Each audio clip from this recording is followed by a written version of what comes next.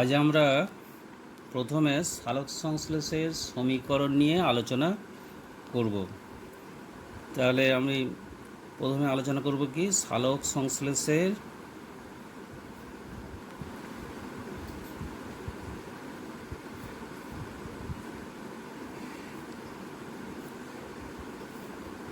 সমীকরণ।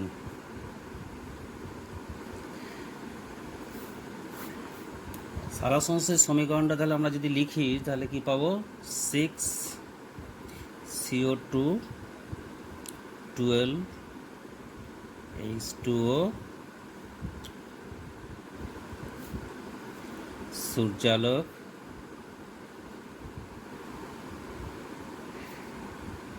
ক্লোরোফিল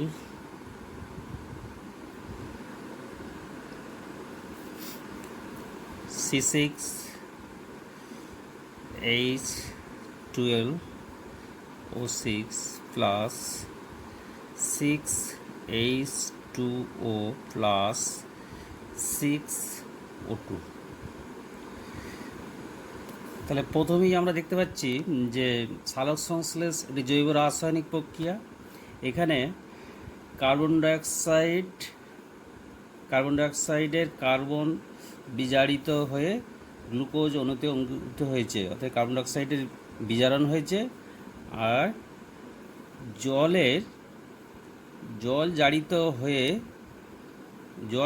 হয়ে কি উৎপন্ন করেছে, অক্সিজেন। তাহলে জল জারিত হয়ে অক্সিজেন আর কার্বন ডাইঅক্সাইড বিজারিত হয়ে উৎপন্ন করেছে গ্লুকোজ।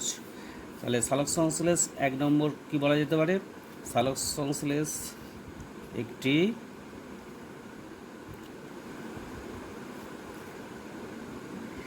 জারণ বিজারণ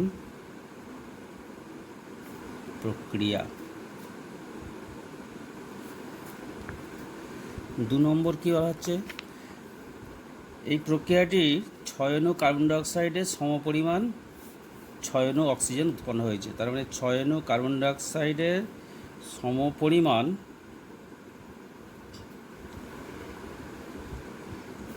6 অণু অক্সিজেন উৎপন্ন হয়েছে। 3 নম্বর কি বলতে পারি, সালোক সংশ্লেষ প্রক্রিয়াটিতে গ্লুকোজ অণুতে বা C6H12O6 অণুতে কার্বন ও অক্সিজেনের উৎস হলো CO2 গ্যাস। আবার হাইড্রোজেনের উৎস হলো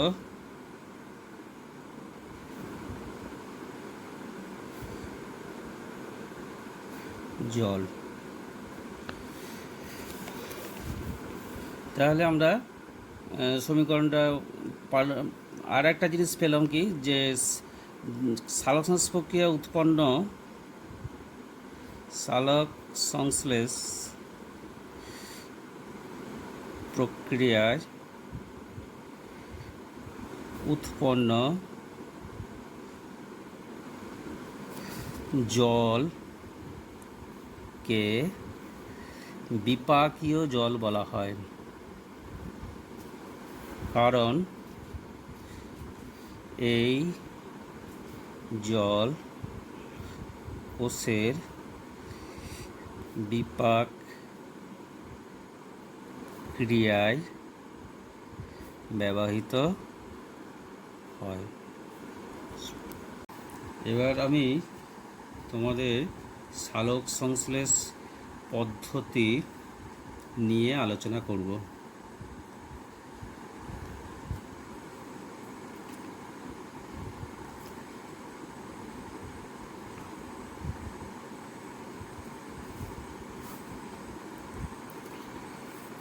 সালোক সংশ্লেষ পদ্ধতিটি দুটো দশার উপর নির্ভর করে। 1 নম্বর দশা হচ্ছে কি আলোক দশা।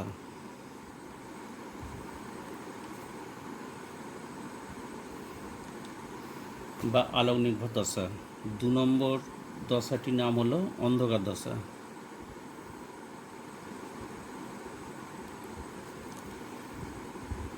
বা আলোক নিরপেক্ষ দশা।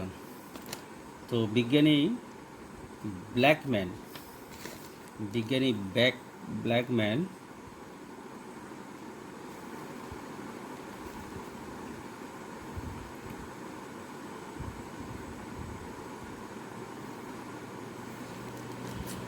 1905 খ্রিস্টাব্দে এই সালোক সংশ্লেষের আলোক দশা এবং অন্ধকার দশা প্রথম প্রমাণ করেন। তাহলে আলোক দশা আর অন্ধকার দশা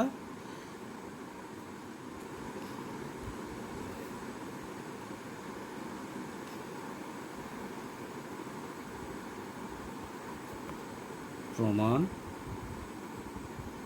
করেন। তা এরপর আমরা আলোক দশায় সম্বন্ধে আলোচনা করি। আলোক দশা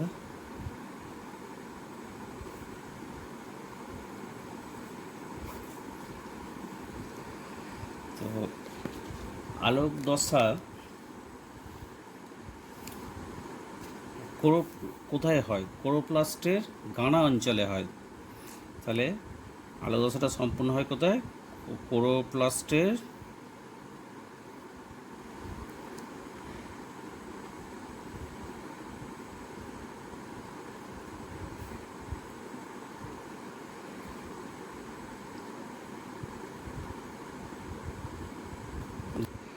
আলোক দশার উপাদানগুলো তাহলে আমরা কি পাচ্ছি? উপাদানগুলো প্রধান উপাদান হচ্ছে কি?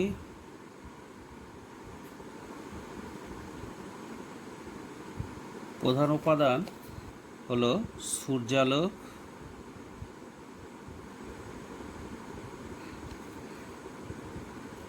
ক্লোরোফিল,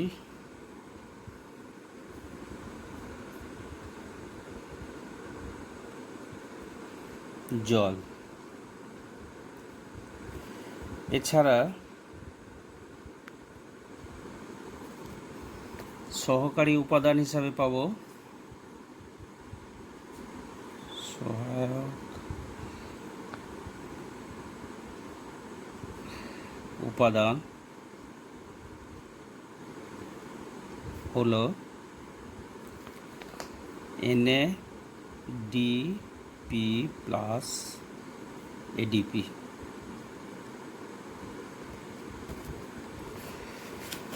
আলোক দশায় দুটো পদ্ধতি লক্ষ্য করা যায়।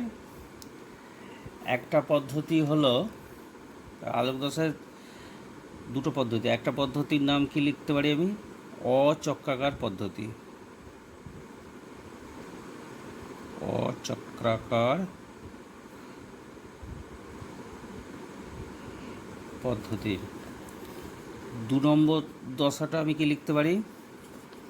চক্রাকার পদ্ধতি।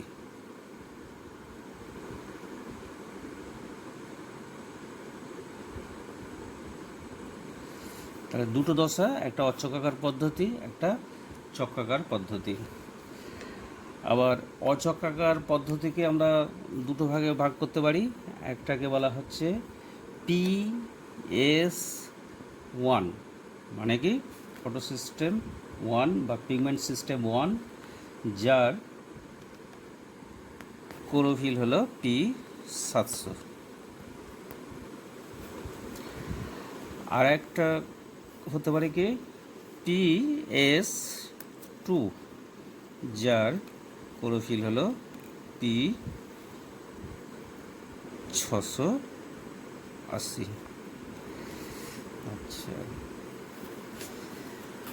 চক্রাকার পদ্ধতি একটা ফটো সিস্টেম 1 কাজ করে PS1, যার ক্লোরোফিল হলো P700। এখন আমরা অচক্রাকার পদ্ধতি নিয়ে আলোচনা করব। অচক্রাকার পদ্ধতি।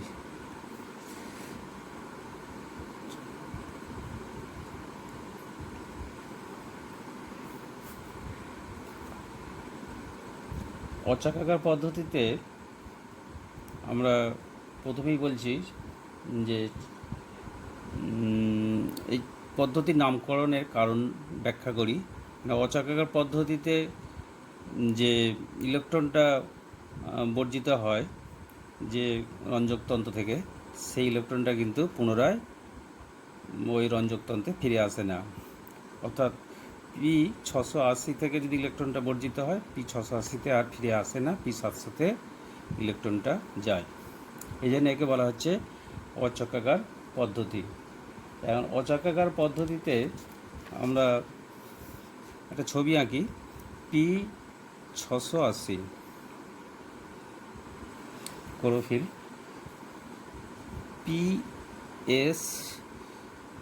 PS2। তাহলে P680 ক্লোরোফিল কী করে? সূর্যালোক শোষণ করে, সূর্যালোক শোষণ করছে। তাহলে এই সূর্যালোক শোষণ করার পর এখান থেকে উত্তেজিত হয়, P680 উত্তেজিত হয়ে ইলেকট্রন বর্জন করে। এখন বর্জিত ইলেকট্রন সেটা কতগুলি ইলেকট্রন বাহকের মাধ্যমে পরিবাহিত হয়। দুটো ইলেকট্রন বাহক প্রথমেই হচ্ছে পাস্টোকুইনান। প্রথমে পাস্টোকুইনান থেকে আবার ইলেকট্রনটা কোথায় চলে যায়? সাইটোক্রম যৌগে।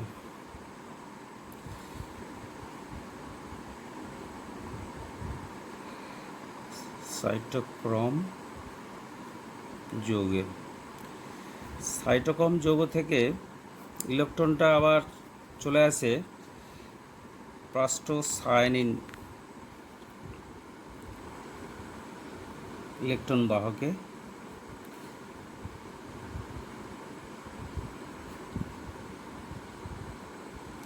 প্লাস্টোসায়ানিন থেকে চলে যায় ইলেকট্রনটা কোথায়? P700 রঞ্জক তন্ত্রে। P700 একই সাথে আবার অপর দিক দিয়ে P700 সূর্যালোক গ্রহণ করে। সূর্যালোক গ্রহণ করে P700 উত্তেজিত হয়ে P700 সক্রিয় ক্লোরোফিলে পরিণত হয়। P700 সক্রিয় ক্লোরোফিল থেকে ইলেকট্রনটা আবার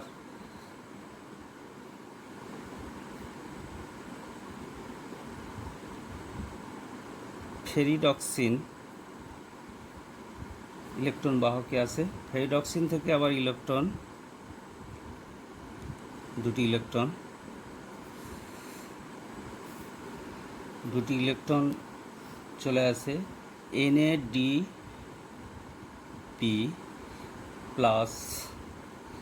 এর সাথে যুক্ত হয়।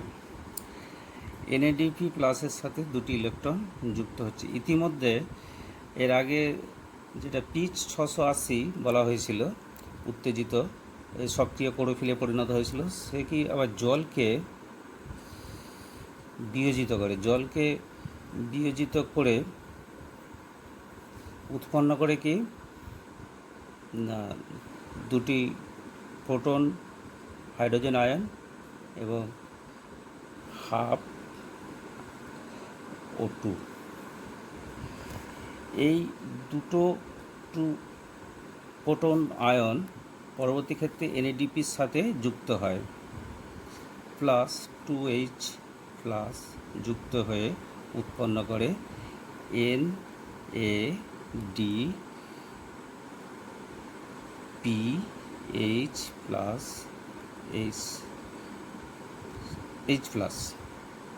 এই যৌগটা এখানে NADP+কে বলা হচ্ছে হিল বিকারক, কারণ NADP হাইড্রোজেন আয়নটাকে গ্রহণ করছে, সেজন্য একে বলা হচ্ছে হিল বিকারক। আর এখানে যে ক্লোরোফিলটা সক্রিয় ক্লোরোফিলে পরিণত হয়েছিল সেক্ষেত্রে বলা হচ্ছে কি এই হাফ ও টু থেকে আবার দুটো ইলেকট্রন বর্জিত হয়। এই দুটো ইলেকট্রন আবার সক্রিয় ক্লোরোফিলকে নিষ্ক্রিয় ক্লোরোফিলে পরিণত করে। তাহলে এইভাবে আমরা অচক্রাকার পদ্ধতিটা ব্যাখ্যা করলাম। এই অচক্রাকার পদ্ধতিতে আরেকটা জিনিস যেটা দেখতে হবে সেটা হচ্ছে কি যে পাস্টোকুইনাইন থেকে সাইটোক্রোম যৌগে যখন আসছে তখন কি হচ্ছে একটা এটিপিতে পরিণত হচ্ছে। তাহলে এটিপিতে পরিণত হচ্ছে, উচ্চ শক্তি সম্পন্ন এডিপির সাথে এক অণু ফসফেট যুক্ত হয়ে তৈরি হচ্ছে। তাহলে এখানে অচক্রাকার পদ্ধতিতে আমরা দেখতে পাচ্ছি যে এক অণু এটিপি উৎপন্ন হয়। তাহলে অচক্রাকার পদ্ধতিতে কত অণু এটিপি উৎপন্ন হলো?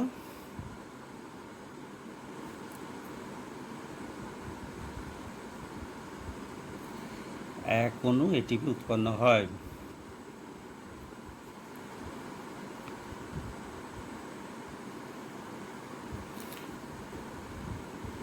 এরপরে আমরা আসবো চক্রাকার পদ্ধতি। চক্রাকার পদ্ধতিতে দেখা যাচ্ছে যে P700 ক্লোরোফিল PS1, এখান থেকে আমরা দেখতে পাচ্ছি যে এখানেও সূর্যের আলো শোষণ করছে। সূর্যালোক বা সূর্যালোক শোষণ করার পর এইখানে ইলেকট্রন বর্জন করে P700 রঞ্জক P700 উত্তেজিত হয়ে সক্রিয় ক্লোরোফিলে পরিণত হলো। এই সক্রিয় ক্লোরোফিল থেকে ইলেকট্রনটা স্থানান্তরণ ঘটে। স্থানান্তরণটা ইলেকট্রন বাহকের মাধ্যমে হবে।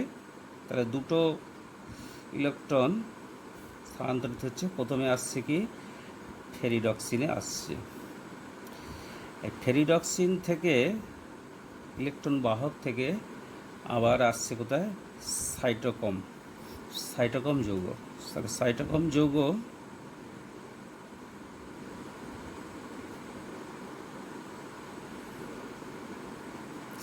ফেরিডক্সিন থেকে সাইটোক্রোম যৌগে আসার সময় কি হয়েছে, একটা এডিপি থেকে একটা এটিপি উৎপন্ন হয়েছে।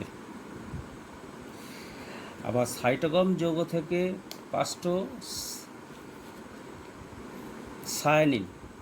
সাইটোক্রোম থেকে পাস্টোসায়ানিন যৌগে আসছে।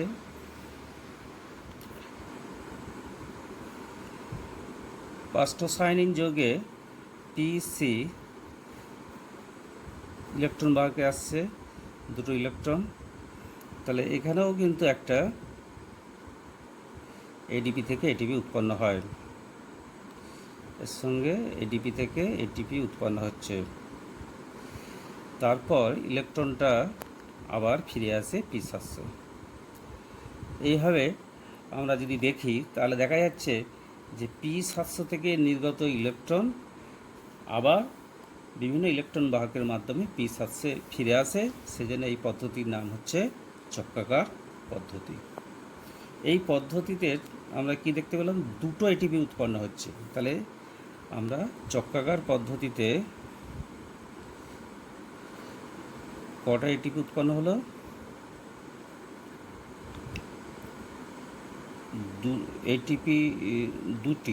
দুটি এটিপি উৎপন্ন হয়।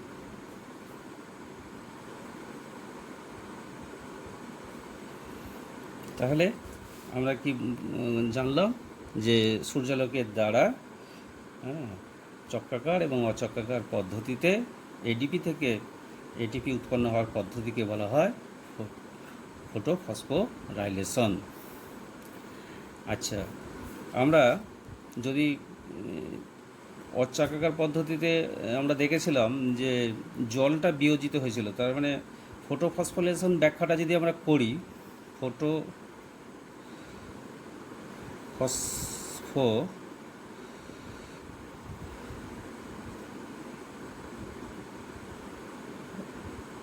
রাইলেশন, ভুল লিখলাম এটা। আলোক রাসায়নিক বিক্রিয়া, যেটা বলা হয়েছিল জলের আলোক বিশ্লেষণ, ফটোলাইসিস, আমি ভুল বললাম, ফটোলাইসিস প্রক্রিয়াটা যদি আমরা ব্যাখ্যা করি, এই ফটোলাইসিস প্রক্রিয়া কাকে বলে? না, এখানে ফটোলাইসিস হচ্ছে কি, যে সূর্যালোক ক্লোরোফিল শোষণ করে ইলেকট্রন বর্জন করে সক্রিয় ক্লোরোফিলে পরিণত হয়। এই সক্রিয় ক্লোরোফিল জলকে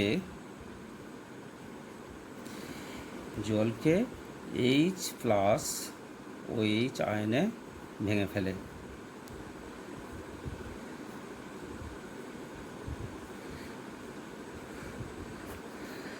আবার চারটে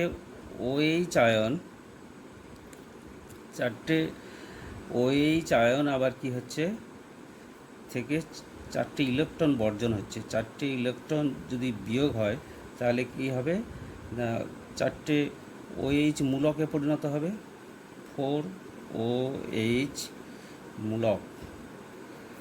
এই 4টে OH মূলক থেকে 2 অণু একটা অস্থায়ী যৌগ তৈরি হয়, H2O2, তার থেকে উৎপন্ন হয় 2 অণু জল ও 1 অণু অক্সিজেন। এইভাবে আমরা ফটোলাইসিস প্রক্রিয়ার মাধ্যমে আমরা যেটা দেখতে পেলাম যে অক্সিজেন উৎপন্ন হচ্ছে। আবার OH থেকে যে বর্জিত ইলেকট্রনস, ওই ইলেকট্রনটা আবার অচক্রাকার পদ্ধতিতে রঞ্জকতন্ত্র পৃষ্ঠ 680-কে নিষ্ক্রিয় করে। এইভাবে আমরা এই পদ্ধতিটা শেষ করলাম পদ্ধতি।